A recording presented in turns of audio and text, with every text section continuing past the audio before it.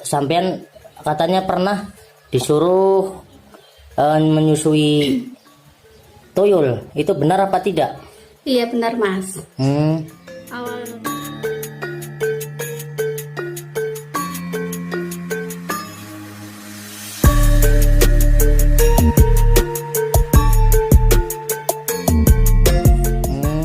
Awal dari pertama saya kerja gaji kecil. Saya pernah merantau 2 tahun, di situ ada majikan saya.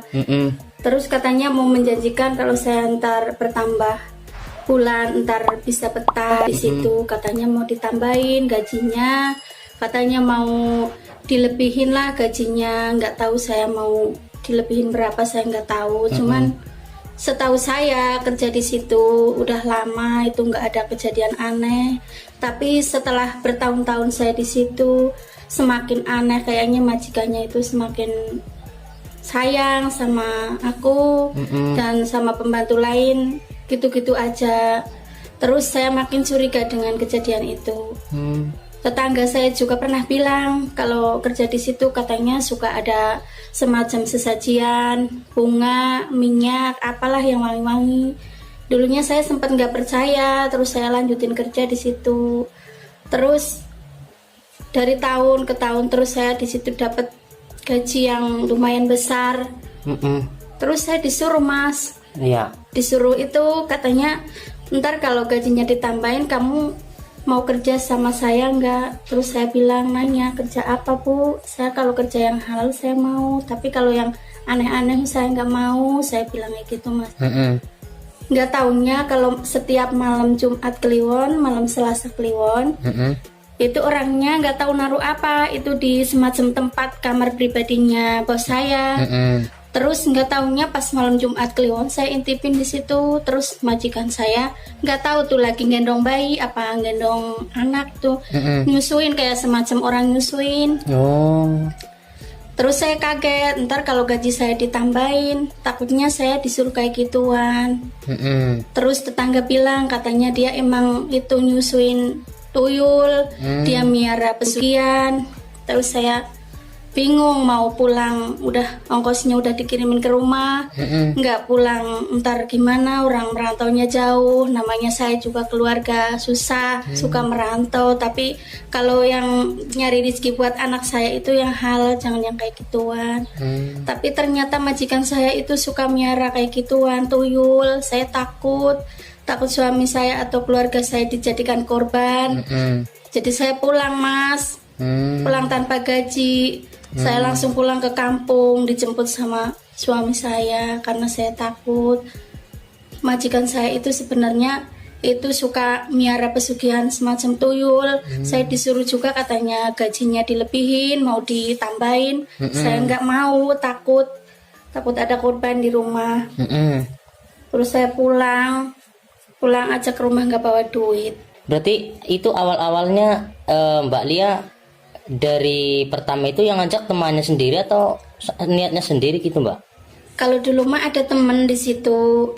Terus teman saya yang satu itu yang laki yang suka itu bersihin taman. Kalau teman saya yang Mbak Rina itu yang suka ngepel-ngepel doang kerjanya. Kalau saya itu mah disuruh bersih-bersihin kamar segala macam ruangan. Jadi saya lebih tahu kalau majikan saya itu kayak ada yang mencurigakan, semacam kamarnya pribadi itu ada isinya semacam bunga, minyak, terus sesajian banyak banget itu di dalam kamar. Jadi kan saya takut, lama-lama saya curiga. Pas Jumat Kliwon saya samperin ke kamarnya, saya intipin sama teman saya yang namanya Sirina itu, ternyata bener dia lagi nyusuin tuyul. Buset deh.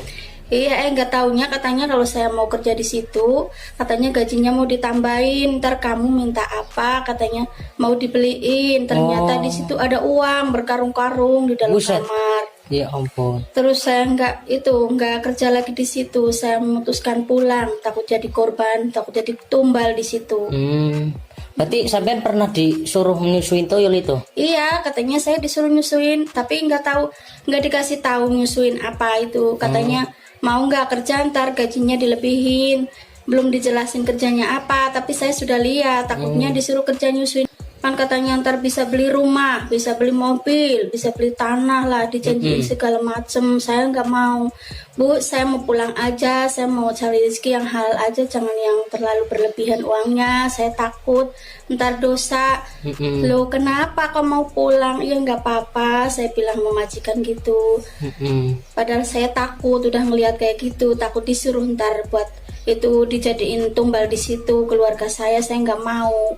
Terus dalam kamarnya itu isinya sesajian banyak banget. Terus katanya yang dalam karung berkarung-karung itu duit, katanya itu duit semua. Kalau kamu mau ambil, yang penting kamu kerja sama saya, kamu nyusuin anak saya gitu. Saya nggak mau. Berarti itu kaya banget itu majikan sampean dulu, Mbak? Iya, kaya banget, orang rumahnya aja di mana-mana. Udah berapa mobil itu di lantai, udah ada 20-an mobil. Belum ada villanya di Bali katanya ada, di Singapura katanya ada usaha apa itulah. Itu kan saya nggak mau kalau uang dari hasil riba kayak gitu, Mas. Saya kepengennya yang halal aja, kepengennya buat anak suami saya yang halal, jangan uang hasil kayak gituan ya, Mas. Namanya orang iya, kan betul. orang merantau itu harus kerja yang halal. Iya. Jangan uang yang kayak gituan, saya nggak mau. Makanya saya pulang ke kampung, dijemput sama suami saya. Katanya saya diancem kalau nggak kerja di situ, katanya nggak digaji. Terus saya lah, nggak digaji nggak apa-apa, yang penting saya pulang. Jangan kerja yang kayak gituan, saya nggak mau. Saya bilang kayak gitu, Mas.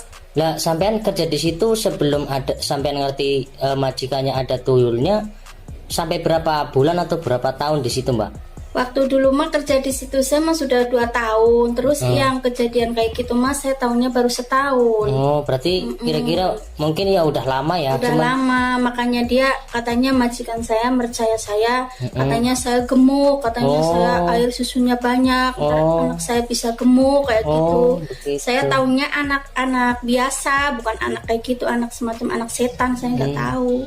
Yang Mbak lihat tahu itu mungkin dikira anak manusia biasa gitu. Saya iyain aja kalau anak manusia. Ternyata pas malam Jumat Kliwon saya samperin ke kamar, saya intipin itu kacanya sama Mbak Rina. Ternyata lagi gendong-gendong kayak ginian, semacam netain itu anak bayi. Terus Cuman itu kelihatan nggak, Mbak? Nggak kelihatan. Anaknya nggak kelihatan, tapi orangnya semacam kayak nimang-nimang bayi kayak gini. Lah itu tetenya sampai kelihatan apa enggak? Mohon maaf nih. Nggak kelihatan. Nggak kelihatan. Oh, berarti itu nerobos kali ya? Iya, saling terobos. Ya tuh sampai selesai nggak itu sampai ngintipnya? Nggak sampai selesai. Orang teman saya ketakutan, ngajak dia ke kamar, sama aku. Dia ketakutan, Mbak Rinanya ketakutan, katanya saya juga mau pulang, kalau Mbak Lia pulang saya takut kayak gitu. Itu Mbak Rinanya begitu.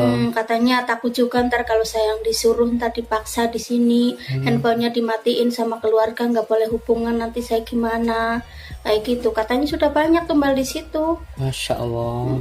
Kata orang teman-teman dekat di situ. Oh, berarti itu sebelum sampean waktu 2 tahun yang lalu sebelumnya gitu ya? Ada asisten rumah tangga di situ, berarti mungkin disuruh nyusuin itu kali ya, tuyul ya, Mbak ya? Katanya udah berapa kali aja gonta-ganti itu, katanya asisten di situ. Terus yang saya betah cuman Sirina sama saya, katanya di situ yang betah sampai 3 tahun. Tapi semakin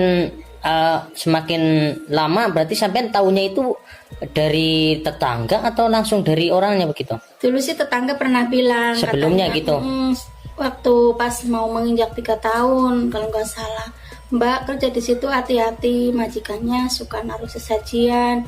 Orang pembantu di situ aja suka pada itu kabur, kalau nggak kabur ya nggak betah. Saya kan sampai 3 tahun di situ.